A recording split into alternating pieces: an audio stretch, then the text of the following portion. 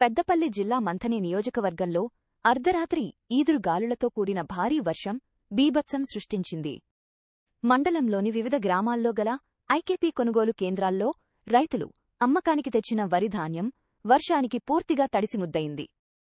ముఖ్యంగా మంథని వ్యవసాయ మార్కెట్లో రైతులు ఆరబోసిన ధాన్యం వర్షపు నీటిలో కొట్టుకుపోయింది. అష్టకష్టాలు పడి పండించిన పంట కళ్లముందే నీటిపాలు కావడంతో రైతుల కన్నీరు మున్నీరవుతున్నారు. తడిసిన ధాన్యాన్ని ప్రభుత్వం వెంటనే కొనుగోలు చేసి తమను ఆదుకోవాలని రైతులు ఆవేదనతో వేడుకుంటున్నారు.